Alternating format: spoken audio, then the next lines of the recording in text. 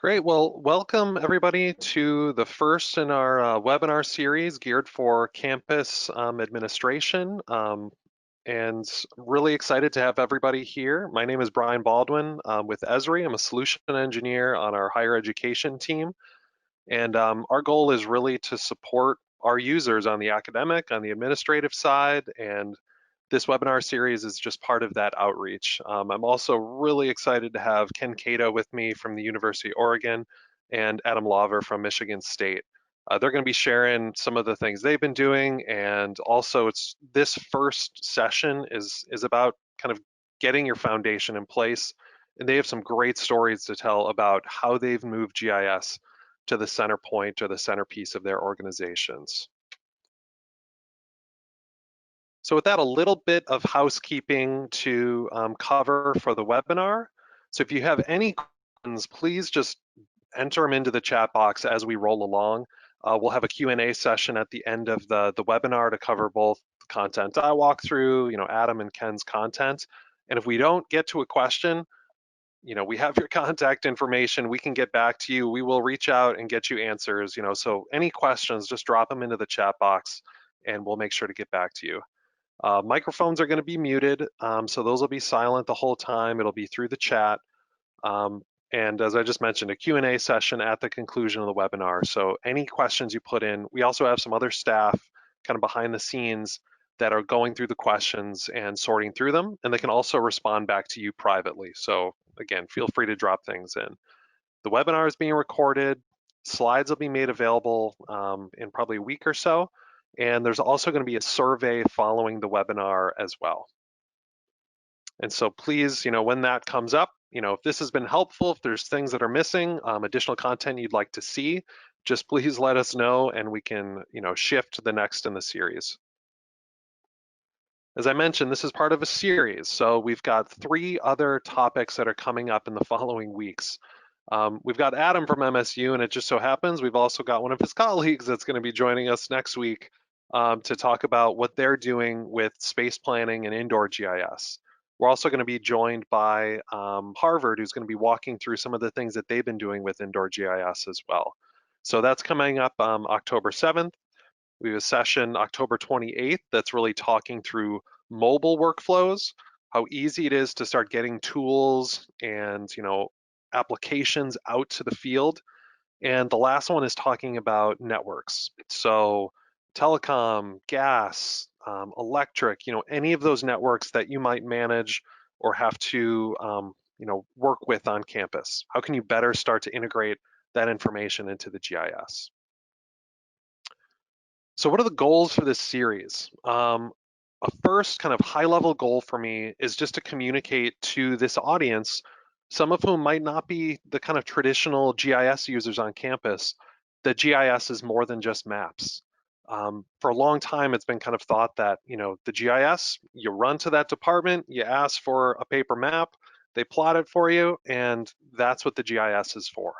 Hopefully through this first, session, from what Ken and Adam are going to show you, GIS is way more than just a paper map. And through the other sessions as well, it really starts to drive home the value that GIS can bring to an organization. The next part of this is really trying to build community. We're trying to do a lot more outreach at Esri to the administrative side of higher education and education. So if you have stories, if you have workflows, if you have things to share, we want to hear from you. And I provide my email at the beginning, I've got it at the end. Shoot me an email directly if you need anything or have questions, and we can start to build that community and also use GeoNet as a landing place. Idea here is sharing best practices. One of the things that was a highlight for me already of this session was the fact that Adam and Ken had never talked to each other or met before. And so just bringing these 2 guys together, it felt like a win already without even presenting any content to people. They were just excited to, get introduced and start sharing and communicating and talking about what they're doing. And I think that's really what we need to start doing more in this community. Another piece is highlighting the value of enterprise GIS. So again, GIS is not just a paper map. It's not just siloed and stuck inside of one department. there is a lot of value to start opening up the doors and getting information to more people. And Ken and Adam show that really clearly kind of through their stories. And then the last piece for the whole session that I wanted to really drive home in the series is this idea of configuration versus customization. And this goes to kind of that IT concept of an agile deployment methodology.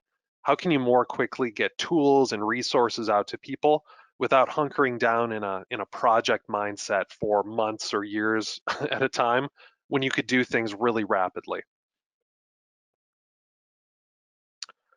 So the outline for this session is going to be kicking off with a why GIS, kind of an introduction of how GIS has changed, and a couple of high-level notes and ideas around building a geospatial strategy. Next up, we're going to have Adam present and walk through what they've been doing at MSU, followed by Ken at the University of Oregon. We're going to wrap the session with a couple of resources, just, a couple links and other things of what you can do with this kind of getting started content, and then finish up with a Q&A session. So to kick it off, it probably doesn't matter what department you're in a university setting, if it's in facilities, if you're in the physical plant, if you're in emergency management, especially right now up in the upper right-hand corner, that challenge of COVID-19 is looming large for everybody and has put pressure on all of these other buckets. A couple of the ones that I wanted to call out were the data silos. This is one that I've seen at campuses and honestly in local governments, in many sectors, we see this where data and information just isn't shared when there could be a common sheet of music that many people could be utilizing and using. And Adam has a great story for this that I loved, of even not sharing among the same team, but the different shifts where they had information and there was things going on, but that data and communication wasn't happening even among the same team. Um, Another one I wanted to call out is the shrinking budgets. So almost every university right now has seen budget cuts in the millions or multi-millions of dollars as a result of COVID, as a result of the enrollments, of the shifting to an off-campus approach. And so how can you start to address some of those budget shortfalls? And the configurable approaches with GIS are just one way that you can start to meet some of those challenges. So I mentioned this as a goal for the series, the fact that, GIS isn't just a campus-based map. There's a whole lot more that GIS has morphed into and has become over the last few years. And these are just a few of the examples that I'm pulling up on the screen here. And I wanted to make sure I was highlighting examples that are, specific to campuses. And these aren't just narrowed in on facilities. You can see the example there of hotspot patterns. This was put together in Northeastern, where they wanted to look at crime across the Boston metro area. So crime analysis for either the public safety department or even reaching out to the broader campus community. Down in the bottom left-hand corner, this is a dashboard showing water management. The ability to actually feed in real-time flow values and real-time information from an on-campus SCADA system, other measuring devices, and see that information in real time. One of the ones in the middle that we'll be talking about in some of the following webinars is the tree inventory. This is one that's such an easy to use and deploy solution of just capturing where there's maintenance, where there's been work that's been done, and then being able to push that out to the public or push that out to more people. And there's a lot of value in deploying these things and just starting to do it in very targeted approaches. So the point that I'm driving home here is, GIS isn't just that campus-based map anymore. It's not just that printed map. It's really broadened the reach across campus and across higher ed. And again, I've said it a couple times that Adam and Ken really drive this home with the information they're starting to tie in and the ways that they're using, just the map as that glue to start tying together all these other disparate systems. So the part here I wanted to drive home too, and this is a snapshot of some of the campuses across the country in the US that have institution-wide licensing. So for many of you on the call, you might not even be aware of it, but if you want to get started, if you want to start doing some of these things, you might already have licensing in place. So this isn't, a hard sell on people. If you need help reaching out to the right contacts, if you need help trying to get in touch with, your licensing to get started for administration, just reach out and let us know, and we can help you connect you with the right people. So while you might have the licensing in place, one of the next questions that I typically always ask people is, do you have a strategy? Do you have a plan for how you're going to start utilizing the tools, the information that you have? What I mean is really, do you have a business plan to define how the university is going to use GIS and location intelligence to achieve its goals, to achieve its outcomes? Maybe it's just something like public safety. Maybe it's something like we want to have a better way of capturing, if we go back to the tree example, reporting on the trees and having all of that information coming in one place. And so when you're starting to define that, then you can see how the technology applies to it to move you forward. And at Esri, we've developed this idea of something called the Esri method, this way of deploying and building out a geospatial strategy. And it's something we just want to remind people of and invite you, if you want to work together with us, if you want to get in touch with your account managers or me, to see how you could start using GIS in an agile approach and start deploying it to more workflows in your community. We'd love to get that conversation started with you, and then also connect you with the broader community, with people like Adam, Ken, and others who have been doing this and have had a lot of success. One of the other tools that I've used in all of the sectors that I've worked with is this approach of, first identifying what you want to do, looking at this full list of activities that could be accomplished. Maybe it's the tree inspections, an application for looking at your blue lights. Maybe it's just doing maintenance activities. Capturing all of those, seeing which ones you could do really quickly that ease to launch, and ranking them in business value, so that you're focusing on those things that we love to call your quick wins. You could get deployed and built out in a short amount of time, and then refine and tweak, and rather than hyper focusing on getting a win with that and then moving on to the next activity. So you can start to steamroll and continue to get value. One of the schools and the programs that we've highlighted a lot in the past as well, and that's why I bring up this quote from Brian Swanson, is from the University of Minnesota. And he's the VP and CFO for the organization. And for him to call out GIS as this important decision-making tool in their community and their campus rings really loudly for me. This idea that they're seeing the ways that GIS can become something that's more than just that campus map. And with that, the other people who've been doing this, and I'm so glad we actually have them with us on the call, is Adam and Ken. And so, Adam, I was just able to meet, I think, Adam, when did I first meet you? Just a couple of weeks or a few months back, right? Yeah, just a couple of weeks ago, yep. Yeah, we were, I ended up getting an article sent to me that Adam had put together, which brings together a lot of the things that you're going to see in some of his slides here. And it just kind of blew me away in the ways that, he is starting to look at how GIS can transform their campus. And rather, again, I've said it 1,000 times, than looking at GIS as just this base map, looking at it as a business tool. How can it start to deliver kind of real ROI to their campus and to MSU? So I'm going to pass it over to you, Adam, and really excited to see you walk through your story. Thanks, Brian. All right, Brian, are you able to see my screen? Yep, I've got it up. Should be good to go.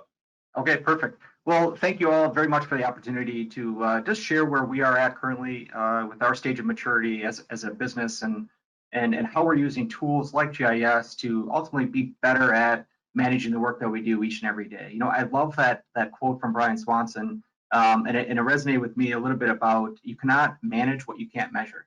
And when I kind of started in with GIS and looking at mapping and coming up with the information to make better decisions, I was 25 years old and I had just become a supervisor and I didn't know a thing about leading my team. And so how I could grab onto information and knowledge and institutional knowledge from the team members that I was leading and capture that information into a tool so that ultimately it helped with onboarding the next new employee, as well as looking at data and information really from an analytical lens to ultimately be better and faster and more efficient at the work that we did every day. So I'm going to share a couple of examples that we're working on within our facilities organization. My current role in the institution, I'm the director of campus services. So campus services is made up of landscaping, custodial, transportation department, and our recycling and surplus department. It's a workforce of about 700 employees. And ultimately, what we're charged with is figuring out how we can make those 700 employees as effective and efficient in what they do each and every day. And GIS has been a really helpful tool with that in our journey. So I'll talk a little bit about that. We're also within our facilities organization. And so what that technically means is we are the team of folks that ultimately help maintain and take care of the facilities in the campus park on campus. It's a pretty big place. And one of the challenges of being a pretty big place is that sometimes can translate into complex, multifaceted, not well aligned, maybe competing interests, especially between different silo groups and units. And ultimately, this is increasing pressure to grow in rankings, grow in research, and grow in student outcomes, and how we can ultimately leverage that value of an education. A facilities organization at an institution, in a way, is an overhead to the institution. So the more effective and efficient we are at taking care of the physical environment of the institution, the more money can divert towards research and all the magic that happens with the different pedagogies, et cetera, with teaching and advancing, the bright and young talented folks to go out into the world and do great things. So how we do our jobs efficiently and effectively ultimately aligns up with the bigger picture of a higher ed institution and how we ultimately affect that bottom line. So I think that's really, really important, especially for us on the facility side, is to own that responsibility and do everything that we possibly can to be efficient and productive in what we do. Ultimately, as a facilities organization, our purpose is to deliver facilities and services that help Spartans change the world, right? And we want to do that through a couple of values. We want to focus on our people. How can we be smarter, better, faster each and every day with what we do? How can we build such great strategic partnerships with the academic side of the institution so that ultimately you have a facilities organization that's in the same room with an academic department working on strategic planning? If ultimately we're going to be a great service provider, we better know our customers in and out, if you will, so that we're ultimately helping them in a strategic way better do what they do, whether that's in a research lab or that's ultimately teaching students of how they do, or it's working with a private partner or vendor and ultimately helping advance their business model so that they can ultimately do great things for the institution and for the world. So I think it's really, really important to know what your purpose is within your organization and ultimately how are you leveraging that each and every day, whether that's with the technology tools you're using or ultimately your approaches that you're taking with your individuals. Operationally, we maintain the facilities in the park on Michigan State's campus, as well as we have our own power plant, well system, and also we help deliver capital construction projects for Michigan State. Workforce of around 1,300 employees, and since COVID, we're down quite a bit. So we're operating really around that 500-600 number right now with full-time staff. And a lot of our temporary on-calls and student employees we have not brought back as a result to reduce the amount of work as well as budget restraints and trying to do our best economically with managing through this crisis right now. So learning to work smarter. So I thought it would be important for me to kind of provide a little context for each one of you. We're all at different stages of our business right now and stages of maturity. Some of you may be blessed with having your own GIS team within house and have 3 or 4 or 5 staff dedicated with the technical abilities to do this work each and every day. Some of you may not. Some of you may be on the call sitting in the geography department on the academic side, but then serving a facilities organization like I work in, and working through that relationship and not having resources. Some of you may have grad students that you use to complete this work, and then they graduate and go on and do great things, but then you're left with that turnover between staff, and how do you create that continuity along the way? So 5 years ago for us, as a facilities organization, we were pretty reactive, we were pretty siloed, we were focused on buildings, not necessarily on building partnerships with the different units that we work for and work with. And over these last 5 years, we've really been a greater focus on how our organization supports the overall mission of this institution, how we're better at creating strategic partnerships with academic departments, and ultimately drive solutions that not only improve the service delivery that our teams do every day, but ultimately help improve the business models within each one of the academic departments that we have. But we're all dealing with more pressures on budgets, challenges from our executive vice presidents, et cetera, to create more efficiencies and things like that. And since COVID has hit, right, it's all at the extreme level. Extreme issues with budget, extreme pressures on our personnel, not only at work and how we do what we do with fewer people, but then the people that we still have employed with us, what they're going through in their personal lives. And many of you are on this call, I'm sure you're experiencing that yourself. If you're a parent and you have kids, they're going back to school, maybe learning from home, maybe not, and we're all trying to balance all of these different dynamics that are going on. But I just hope that to encourage all of you to try to get in that right mindset to see this huge crisis and this disruption is really a huge opportunity for all of us to innovate. There's so much opportunity in front of us to try new things because we can't do what we used to do with double the amount of people. So we better look at different technologies and different things that really add value to the processes that we're doing, and perhaps reevaluate our processes and get rid of the steps that didn't add value in the first place. So all of those things will be good context, I think, for us to think about the business use examples I'm going to provide you today and how you might be able to use them within your own company and organization. So where we're at today, I would say we're still in a silo mentality. And this slide really kind of identifies the different units across the top. So IPF facilities, you have your IT services group, your MSU police group, your administration team, your academic and social mobility research group, as well as your private partnerships, private-public partnerships. Each one of those stacks has their own respective IT projects that they're working on or wishing on and trying to advance within their own respective business model. And as we look at a tool like GIS, but ultimately a portfolio or a program of technologies that would advance an institution to a future smart campus, how we begin to strategically align these different IT efforts across the organization and leverage those innovations and those pockets of innovation between each one. So a good example, over in the senior administration stack, I was involved in the project last year on V2X. So we're working on trying to create the infrastructure in our campus so that we can deploy autonomous vehicles and they'd ultimately communicate with the traffic management systems, et cetera. Well, through that, a piece of hardware called an RSU that you install in a traffic intersection happens to also be outfitted with Wi-Fi. So now can we look at our outdoor Wi-Fi strategy, leveraging a strategy for autonomous vehicles on campus? And oh, by the way, I'm launching mobile robots to do lawn care, floor clear. Can they also jump on that same bandwidth of that Wi-Fi to send their data packets back and forth to the server so we can better manage this holistic plan? We have to do better at communicating our different needs and different business strategies as we work across our different organizations so that ultimately we can leverage these IT tools in the different stacks that we have across the organization. So I'll talk a little bit about that.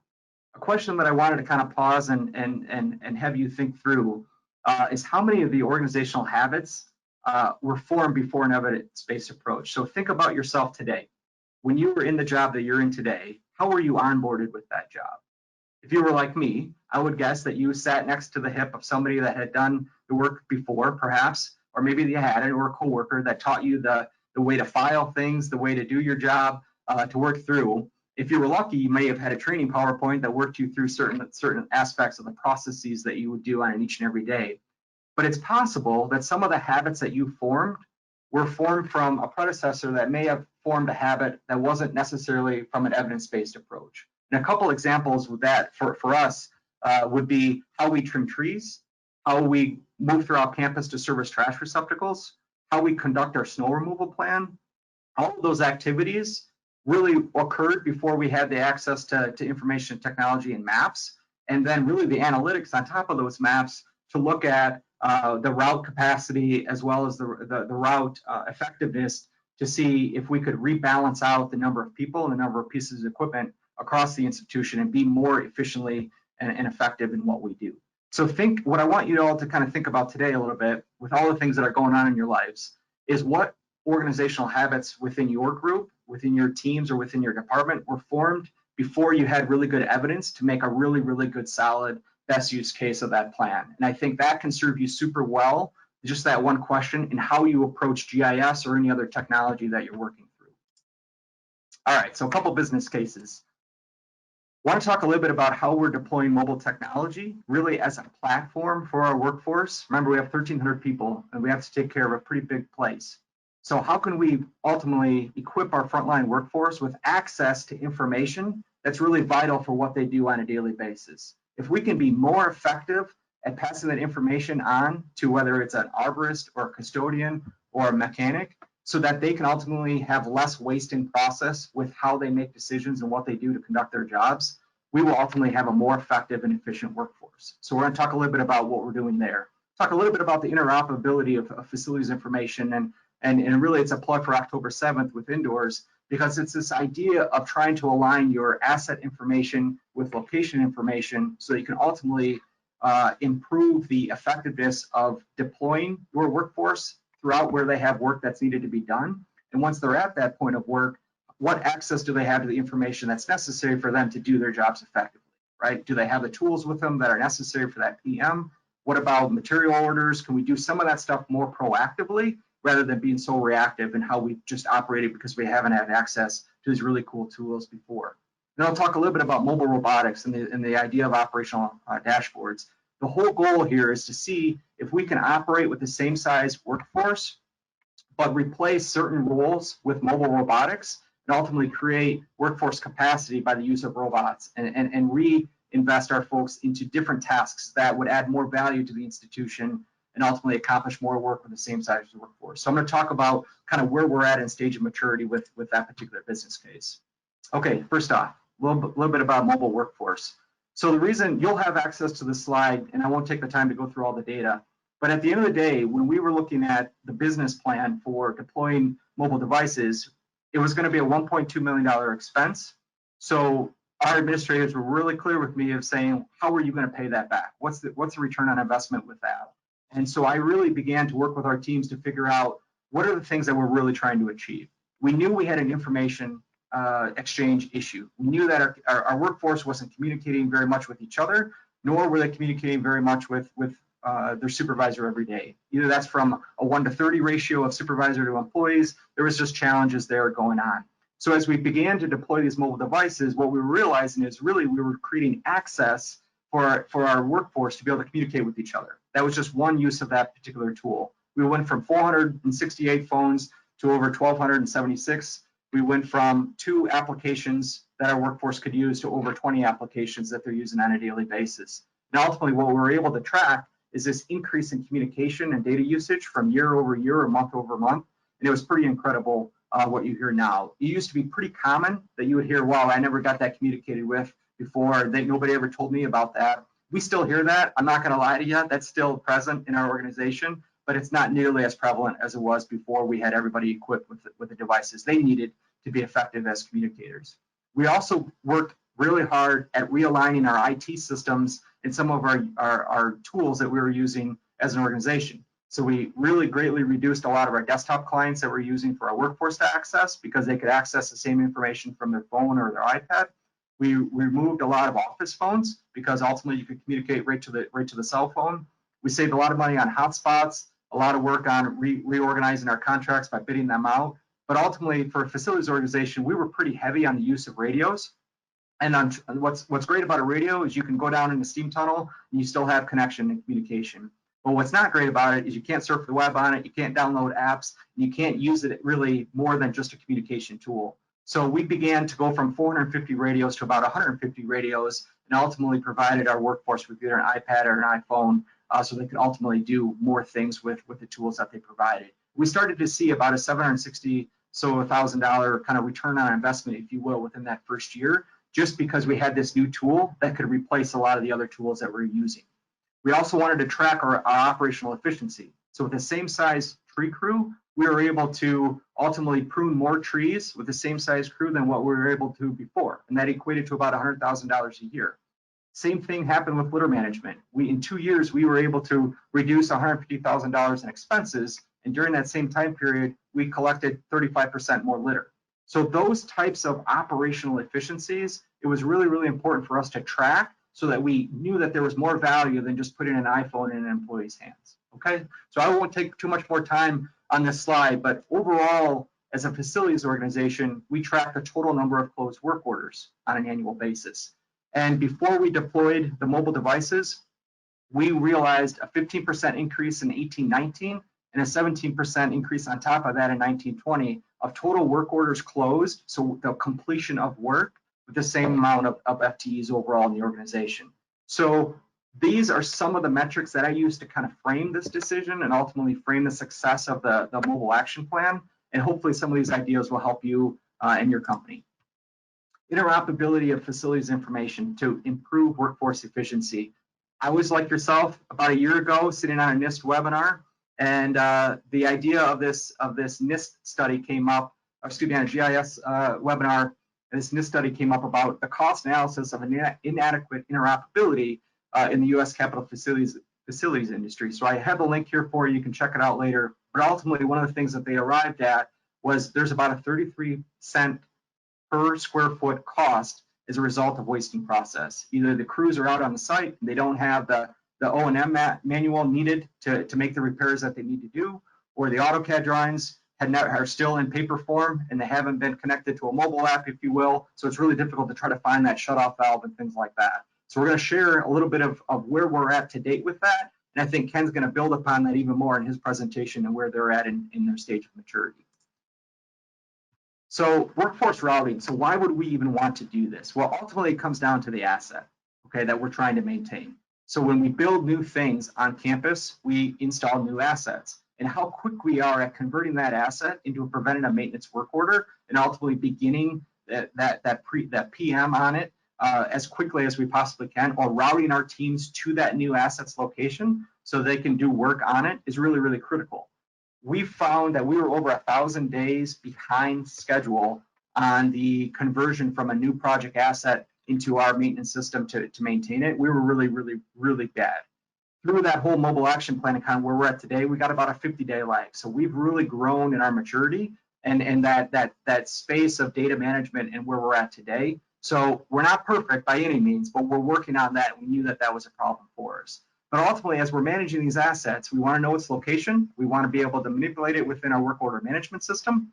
We want to be able to pull up O&M documents so that a mechanic that might be new to that piece of equipment is able to really make sure that they're doing what they should be doing to maintain it to its effectiveness. We want to know that asset's condition, because ultimately all of this information is going to feed a big overall strategy of facility condition assessment so that we can ultimately use data to be better, to make better financial decisions on what facilities we continue to invest into, which ones we need to raise, and perhaps move in a different strategy. So all of this information is so critical in how we manage what we do each and every day. So as you think about kind of where we're at today, we're beginning to drop in those floor plans. We're starting to move quite along with this idea of leveraging indoors and be able to route a mechanic from point A to point B. And if you think about the challenge of, let's say you're a new mechanic on site, you've never been into the engineering building before, and you just got to dispatch on your next work order across the campus. And which is the most efficient door to walk in? Do I need to go up a level of stairs? And where is that actual mechanical room so that I can navigate to it and ultimately do my job effectively? If we are able to shave off 30 minutes or 45 minutes a day for each one of our employees, we're ultimately talking about actually adding FTEs back in productivity on an annual basis. So for a workforce like 1,300 like ours, that's a really, really big deal, right? And back to that 33 cents per square foot. If you have a crew of 10, this is still a pretty big deal because it's somewhere between 45 minutes and 50 minutes where you ultimately will get a crew of 10 to have another FTE of 11 within that same crew just by shaving off 40 to 45 minutes of inefficiency on a daily basis. So just things to think about as you approach indoors as one of your solutions to make your workforce a little bit more effective.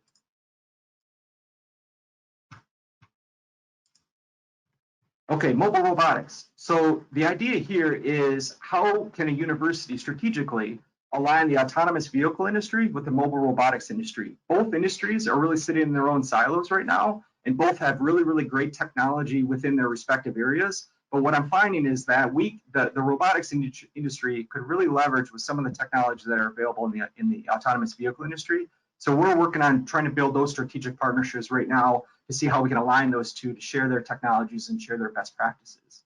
One of our visions is to ultimately have a fleet of mobile robots on campus that mow our lawns, plow the sidewalks, and ultimately do that work at night so that we never disturb a classroom during the day again, right? So if ultimately our customers are those students and faculty in the classroom on a daily basis, then when we got a big loud lawnmower running around on the outdoors, or we're running a chainsaw, we're affecting the delivery of that academic service, if you will. So how we can create this mobile fleet and do it in a way leveraging the GIS mapping that we have really good on campus and GPS, et cetera, how we can do that in a way is going to be really, really important for us in operational efficiency down the road. And ultimately, what we'll end up doing is replacing certain jobs like lawn mowing and reallocate those staff to doing bed maintenance, because we have a lot more labor hours that are needed in landscape bed maintenance than we necessarily do in lawn care. So it's just that idea of retooling and refiguring what that would look like for our institution. So we're in the early stages of different robots that we've been piloting on campus. This is a commercial grade robot that has a 48-inch mower deck on it. And what we're trying to track on this unit is we've learned that if we can get this machine up to a 5 to 8 miles an hour, somewhere in that range, somewhere about 6 miles an hour mowing, then we'll be able to effectively mow at the same efficiency rate that we were with our employee. And so all of those signposts, all of those things come in the way of efficiency and productivity. We're also really important about equipment selection to look at 4 seasons of work. So it's great to have a robot that just does lawn care during the summer, but what is it going to do during the winter months? And so this unit's outfitted with a plow and with a broom, and you also can have a salter on the back. So we're working with trying to make this a potential unit within our workforce. So that's some of the things that we're working on in the landscape world. And in the interior world, there's a huge opportunity. So there are different floor cleaning robots. You may have a Roomba yourself at your own house. So how do you do that for maintaining 13.8 gross million square feet of a campus, and hallways that are really narrow like this versus some areas of gymnasiums and things like that? So we are trying, I think we have 9 different kind of robots right now deployed in pilots on campus. And it's this idea of team members working alongside these robots so that they're doing tasks in one area and the robot's doing tasks in another area. So we've got a long way to go in that, but we see that as a potential business use coming down the road. And then lastly, operational dashboards. It's that idea of publicly displaying the work that your teams do each and every day and connect them with their tasks that they complete, ultimately to the goals of the department. If we can do that really effectively as leaders, we're going to gain buy-in from our workforce and what they do. They're going to have pride in the work that they do, and ultimately it's going to build trust. Because if you knew every single day when you came into work that the tasks that you were doing and busting your butt over out in the cold weather ultimately aligned with the goals of the department that you're working for, that's a pretty special thing. And that's why we're trying to use operational dashboards to get us to that level of maturity. That connection of purpose and mission is so critical. We just got to keep working on how we can do that in an effective way so that ultimately our teams benefit from that. So we position our dashboards. We have 8 screens currently. Each dashboard is set up for a different particular type of metric or data that we're tracking. We're using operational dashboards. So we've got one set up for litter bins. We have one set up for tree management on campus. And we have obviously dashboards outfitted for our robot and tracking the total number of acres that we're mowing, because ultimately the return on investment for a robot is to compare how many acres you used to mow with humans and machines versus the robot that you can deploy and replace so that we can shift our humans to do tasks that we're not able to do right now. So we're trying to track that really, really closely to see whether or not we have a viable business solution or not with this. ROI value proposition. So it's not always just about the money, right? There's obviously a monetary return or savings, and especially I think in the disruption that we're in right now and all the budget cuts that we have in higher education, that's super critical.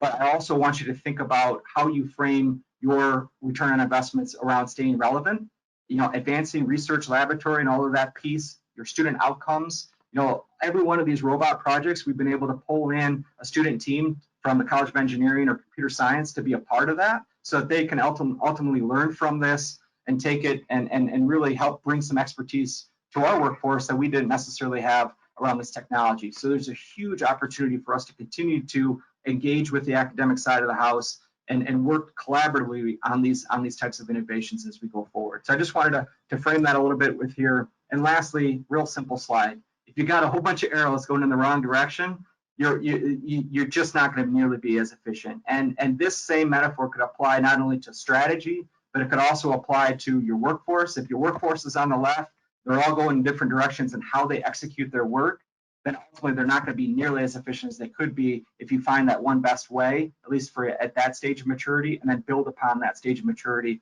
for the future levels of innovation as you go through. So with that, I'll turn the floor back over to Brian, but thank you all very much for the opportunity, and I look forward to answering any questions that I can. Awesome. Thanks so much, Adam. The part in there I loved that, we talked about before and, had come up in the past is that idea that COVID is an opportunity in a sense. And, there are all these pressures right now. COVID has brought those to the front if it's budgetary, that need to innovate. And I loved how you brought that up. I mean, you were doing that obviously prior to COVID, but that path is just going to continue now even more so with that pressure. But Absolutely. so Ken, let me pass it over to you. And yeah, so let's get the perspective at the University of Oregon. So Ken, thanks so much. We're so excited to have you here as well. Great, you can see the screen? Yep, it's up and Awesome. you are good to go. Cool, and thanks Adam, that was awesome. As Brian mentioned, we got a chance to meet about a week ago and see what each other were doing. And so everything Adam said is yes. Couldn't agree more, all really good stuff. I'm going to focus on sort of, how do you implement or operationalize some of this? And so I'm going to show you some cool stuff, and then I'm going to come back and tell you about who we are and how we got here. Been doing this for 20 years at the U of O, and so this is not an overnight thing on some of what I'll show you. We're very proud of what we've done, and it's wickedly innovative, but it wasn't overnight. And so, but I really appreciate the setup because all of that is yes, and I'll skip it and just kind of give you a sense for, but I'll leave you with the word innovation, because I think some of our success has been sort of, as Adam set up this and Brian both, a strategy. Our strategy has been to be wildly innovative, disruptive, and fast, right? And so if there's a mantra I want to leave with, because I may not get to it on a slide, is, sort of avoiding the long march into Russia at wintertime. When it comes to IT projects, the world can change in that year, right? When you scope this thing out, and if we show you anything, it's sort of the benefit of being quick, being very safe with that money, fail fast, fail cheaply, and you can really bring some change by. So I've got the slide up, but first, because I can talk a lot, I'm going to go straight into a little bit of a just kind of a demo, and I want to pick up on that thread of COVID-19 being, I will admit, as an innovation junkie, someone who loves disruption, this is a heck of a disruption. COVID-19 was a real challenge for all of us. And so, but yes, I think it's taken some of the best of what we've done, our best successes, and rolled it into a mad dog sprint to leverage it and keep us moving. The one we didn't expect, wildfires. So we have a two front war right now, and a big shout out to Esri, just before I get going, of how their whole team has helped us. So we're a big part of our incident management team, and you'll see how some of that works together from kind of a safety and resilience side of things. But we're also helping our county and our state deal with wildfires and a heck of a lot of poor air quality out my window here. And thanks to Esri for their quick response and help with that with our partners. So real quickly, you're looking at, as Brian mentioned, we've been making the campus map for 20 years. How we leverage our campus map, how we feed custom applications through it. So you never have to guess where to go. You just go to the map and you log in, and I'll show you how that works, how we feed this. But this application in particular is called our COVID Readiness Tracker.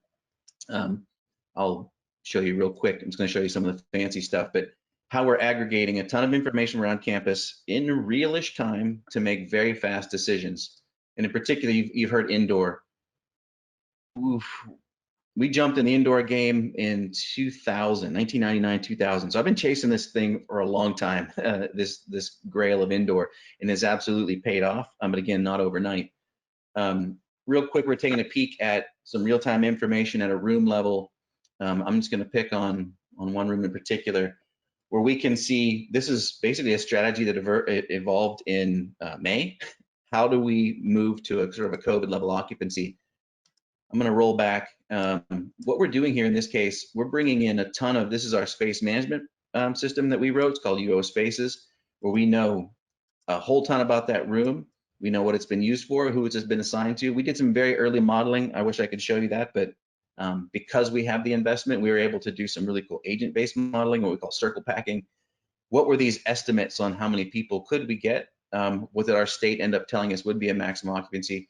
But then very quickly, leveraging our mobile application known as Anvil, we got our fire marshal out there that hit 500 rooms in less than a week. So to Adam's point about how fast can you pivot and move when you have the right tool in place and that muscle memory that isn't, well, I used to get this piece of paper and then I did this. We gave them a hunting list on their iPad and they were gone. And then again, with that first week, this is what that room looked like pre-COVID. All right, we're gonna roll back up here. Take a look at what it looks like now. So there's our, I'm sure all of your campuses are looking a lot like this. A lot of tape measure, a lot of blue tape. In this case, this is pretty slick. Now we have real-time information, so we're combining that. I'll show you a real quick one. We can see who it's been assigned to, kind of a full work history of, how did those seat counts evolve? How are we dealing with furniture? I'm sure you're all doing the same thing. All those cool articles that come out from architectural journals about, COVID occupancies. No one shows you what to do with the furniture that you've moved. It's the hardest part of the logistics. But in this case, we can see that we're solving that in place. So in the room, we're storing that. We don't need a central solution. How are we doing on, what do we know about the windows? Is the lectern plexi being done? There's a whole lot of things we're gathering at that piece. And again, full work history. Everyone who's looked at it, everyone who's touched it. This is leveraging our work management system. It's the same concept, same people, just repurposed for COVID in this case. So whether we go in this case, and we can also see same applications being used for how we're deploying hand sanitizer, the wipe stations in front of each room. You can see it goes from planned to deployed by going from orange to blue. There's folks out there using our Anvil iPad application at a room level. And you said the word dashboard, I'll just pull it up. As much as the map is the way to look at things, oftentimes we just need to see things in terms of a dashboard view. So in this case, again, I won't go into tremendous detail, but this is running live. This is every minute by minute, day by day, an accounting of, in this case, the rooms that are currently scheduled. We just pivoted. We went from about 70% in person to, probably 10% in person. Moving studios and things like that. We went kind of mostly remote, as a lot of universities have. So this list went from 300 and some rooms that we were chasing and preparing down to about 100, very specialty rooms, labs, and things like that. But in this case, quick statistics, getting into that exact same detail view here. In this case, this is going straight over to a system called EMS. So what is the course schedule as of right now? And this is changing daily because as you're probably living, some instructors maybe can't come in and do an in-person piece. So this deck shuffling is happening live, but we can see the course schedule. This is really huge for knowing when to come clean it and when it can be available for other student activities. Again, who's in charge in this case? And again, real-time information coming from the teams out in the field with the iPads. Our ability to deploy this is because these are the same folks, all the folks that Adam mentioned that we work with on a day-to-day basis. Fire marshal's team, design and construction, laborers, trades folks, things like that. A quick survey there. So this has been really successful in addition to being able to just pivot almost on a daily basis. We went from how do we keep track of all this stuff to, in this case, this is kind of we'll call it an operational dashboard, kind of our own making. How are we doing, right? So this is just that overall summary. Is it physically distanced? Are the floor stickers in? Zip ties in the case of, kind of our foldable seats that can't move. This is kind of the high-level summary for the bosses, where we can say, well, just show me these, the general classrooms, the joint controlled classrooms. So this is leveraging our UO Spaces space application, right? So this is really important to have this be current, timely, and up to date. How do we leverage this and put more stuff on it? But this is our hunting list day by day. Where do we need to get to? Where do we still need to install those wipes or get the plexi shields up and for our lecturers? So same idea of a kind of an operational dashboard in real time. One piece I wanted to show you in particular, oh, that was my bad, is also this idea of interoperability, right? This is huge. This has been our success in that oftentimes you hear GIS sort of posed as one of the many silos, right? We should choose this silo over this content management silo over this, kind of work ticketing silo. Our success has been, we're the glue that binds it all. We avoid that fight in every chance we can get. This kind of a system is what we use to link to other systems. So in this case, I'm gonna hope I pick a room that's got a good example right here.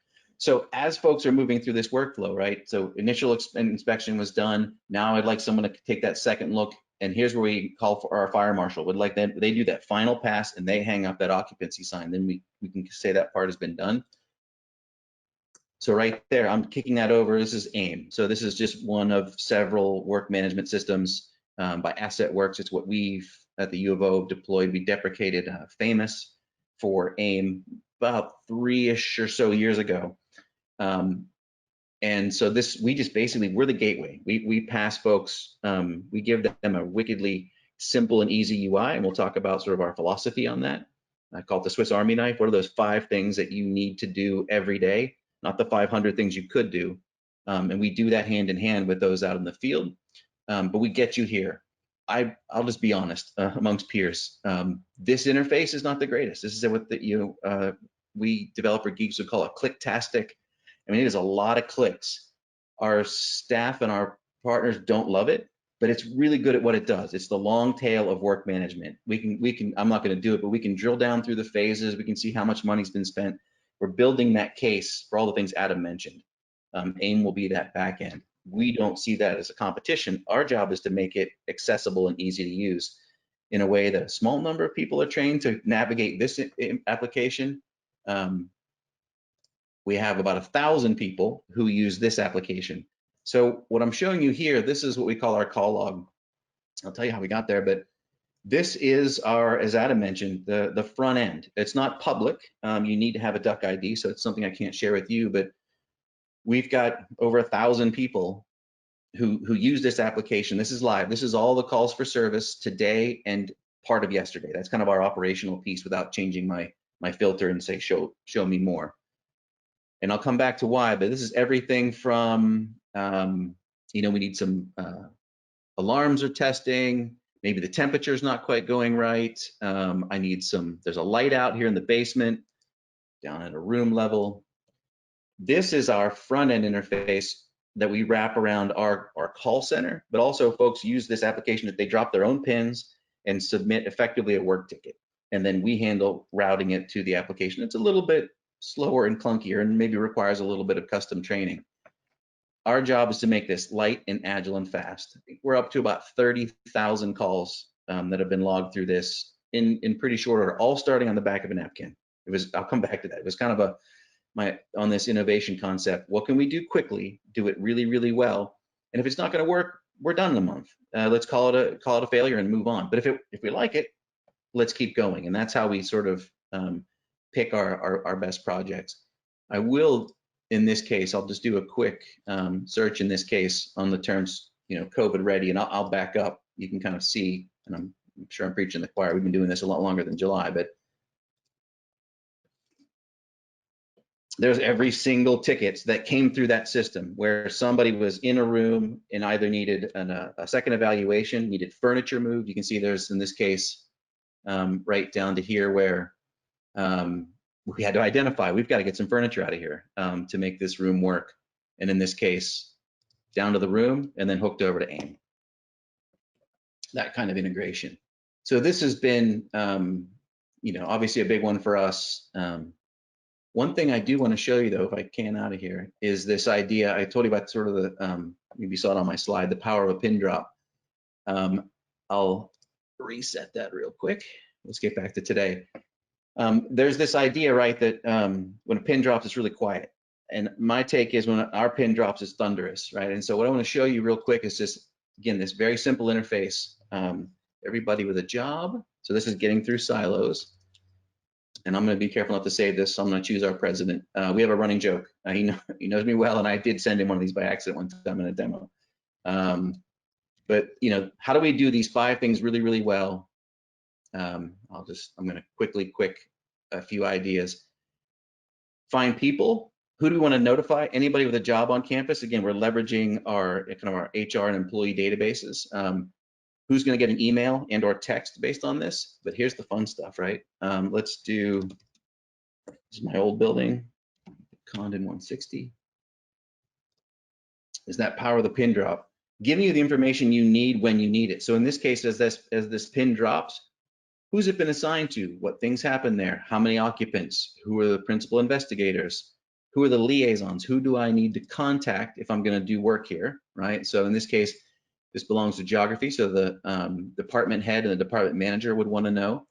They belong to the College of Arts and Sciences organizationally, so we may want to inform so we can instantly add them to notification. And then some other folks who are building level, our accessibility VP, our registrar, maybe they would want to know if we're going to impact a classroom.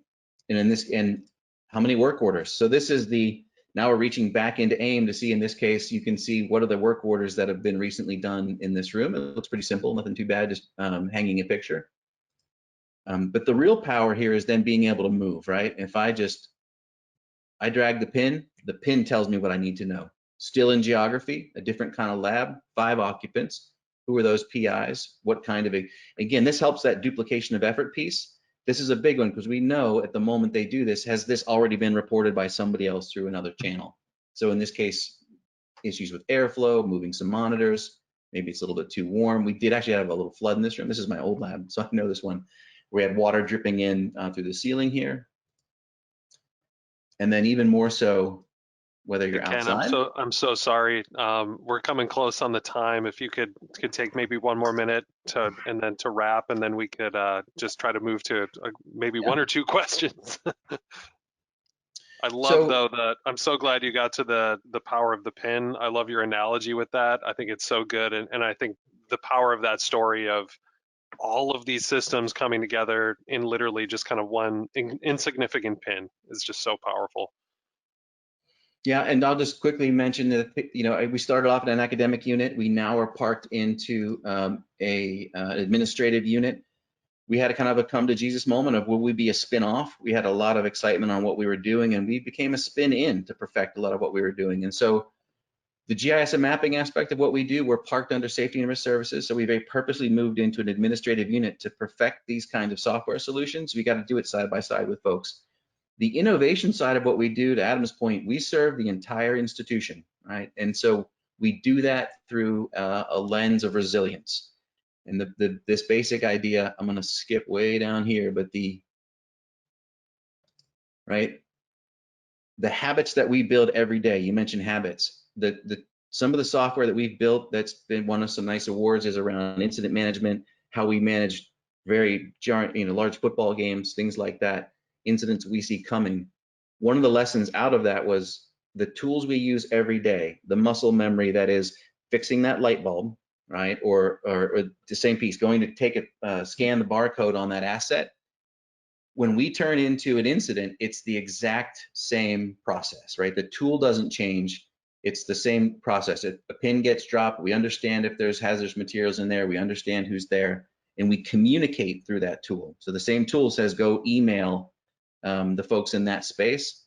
That's a kind of a big part of who we are. And to Adam's point about understanding this is actually a slide from last year, but being able to look back and say, who are we, right? And so what is our DNA? What are the kind of things that we see? What do we really do most often? What are the most common calls for service across the organization? And once we know how to do that, then we can build some other tools. And I'll pause that. A lot of what we're doing right now is, these tools we do down here, we call for, standard operating procedure, but how our call log, how our mobile apps, how these things work day to day, allow us to sometimes, those are our most common incidents, right? So when water is dripping in a room with a concrete floor, no big deal. When a water is dripping in a room with $1 million microscope, we need to respond quick. And so that same tool just kind of comes up here into the incident management team level. We call that Orion. Same stack. It's not a different tool. It's pulling the same amount of information. And our job is to get it back down into the green as fast as we can. Realistically, we're up here now. And between COVID and wildfires, our tools are being used every day, but we're also in a full-on ICS mode of that kind of stuff. And so I'm going to steal it back from you just so we can, we're a minute over right now, just so I can wrap and let everybody go. Ken, thanks so much. I wish we had grabbed 2 hours for this thing to be able to walk through all the content you guys have. So just to quick wrap for everybody, I think Ken mentioned it great, Adam as well. Just this idea of the spatial glue. I think you literally said that too, Ken. This idea of GIS being that place where all of these other systems, everything else can kind of come together through a lens that people understand and people know. A takeaway I would say, and I'm sure Ken and Adam would reiterate, is we'd ask you to look at getting a geospatial strategy for your organization. Where does GIS sit in the organization? I wish Ken had more time to talk about that and the fact that they sit in the administrative side. You know, where are the people that are going to get all this work done? Where do they sit? What's your plan for the use of GIS? An agile approach. I wrote it down, Ken. You wrote innovative, disruptive, fast. That's literally the summation of this. You know, how can you move quickly and get value really, really, really fast? If you can't make progress in 30 days, question why you're doing it. 30-30. Yeah. Review where GIS currently resides at your institution. Is it sitting in the geography department? That's great for academic purposes. Are you looking to do more things with the program? Is there a better spot for it to sit in the organization? And then also this idea of operational awareness. You know, GIS isn't just that base map. It can be elevated and be a lot more. So there's another webinars coming up. We've already reviewed this in October 7th and a few more to follow. We have some resources we'll send a link out to in the chat right now. This has some videos, other content and other material. So it's a website that has a lot of stuff that it links out to. And we'll make sure that some other resources from Adam and Ken get listed up here as well. And so some of the actions, please contact your account manager if you have questions, if you have things you'd like to get started with, if you want to understand where to start, what your licensing currently is. That slide I showed, you probably have a license right now, but how do you use it? How do you start to utilize it? Questions, issues, feel free to just shoot me an email directly and I will get back to you if you have anything. And this is part of that building the community piece. If you want to get connected with people, we'll start to get more of kind of a public forum to do this. And in lieu of that right now, just send me an email and we'll start getting people connected. And then also the resources, pages, and links. And so I think we are over time. So for the Q&A, for those that are still on, I think we are going to, handle the majority of these questions. We'll get back to you either in an FAQ. We have everybody's contact information. So if you have specific questions, we'll get right back to you. Rosemary, is there one or two that were kind of questions that came up a lot? Yes, so there was one in particular. So how did you get the administration of your respective universities to buy in using the GIS technology? I can start and I'll kick it over to Ken. The idea of starting with small pilots. So I like Ken's rule of 30 days or throw it out. Start with a small pilot, build the business case from that pilot, and then from there go back, because ultimately any administrator, whether it's within your own respective area or above you, need transparency, right? And because if anybody's going to make effective business decisions, they're going to want to know that their money's going into the right place. So it's about building trust and building relationships with whoever you end up interacting with. You got to be transparent with that process. That's why that ROI case is not always a financial one. And so, but ultimately your job is to complete that pilot and share that information upward And if there isn't a financial ROI at this point in time, be open with that, because ultimately there might be so many other benefits from that particular innovation that will that might still get it approved. So that'd be my advice. That's what's worked for us so far at Michigan State, and I plan on continuing to operate that way.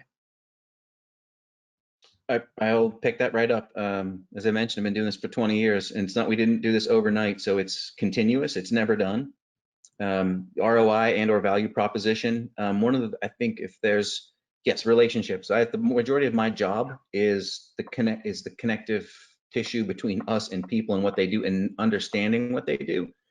We need to be wickedly innovative, right? And pushing the boundaries, but it's got to be rooted in what people are doing.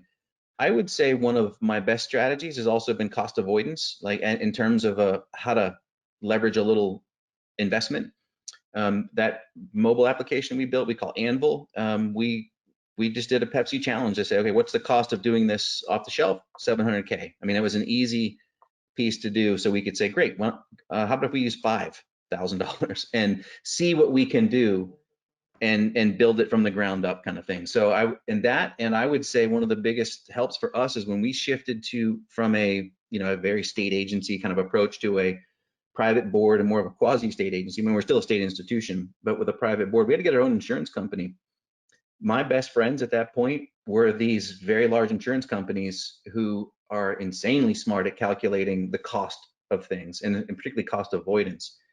And they gave us numbers that they provided back to the institution, looking at what we were doing just simply on slip, trip, fall, like the data we were keeping at a room level, all the sexy stuff we caught up with. They could tell the bosses, that's $1 million value right there. That's a $500,000 value. This is what will impact. So those kind of it's very hard to find money by avoiding an iceberg. And most, I think, institutional budgets are probably like that. You reward those who hit an iceberg and solve it, and it's harder to find money. And that's what GIS does really well, is you're missing those icebergs. It's hard to find funding that way. Think of it like an insurance adjuster would, and talk to them. They made a case for us that I could never make. Awesome. Ken and Adam, you guys, thank you so much. I think this was fantastic. Yeah, I think we've got to cut it there. We're about 8 minutes over time. Everyone who stuck around, thank you so much for attending the webinar. As I said, we'll get Q&A follow-up to everybody. And please join us in 3 weeks. We'll have Jade from MSU kind of talking about indoor facility GIS. Really excited to keep the conversation going. So again, thank you everybody so much for joining, and we'll see you all soon.